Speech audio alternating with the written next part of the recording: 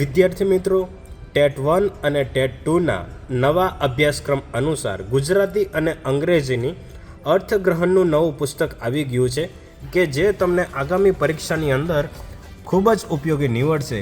તેની અંદર અનુક્રમણિકાની વાત કરીએ તો અર્થગ્રહણ, ગદ્ય સમીક્ષા, પ્રેક્ટિસ માટેના જરૂરી અર્થગ્રહણ, PYQs, પછી સ્વપ્રયત્ન માટે અર્થગ્રહણ, કોમ્પ્રિહેન્શન, રીડિંગ કોમ્પ્રિહેન્શન અને PYQનો પણ સમાવેશ કરવામાં આવેલો છે.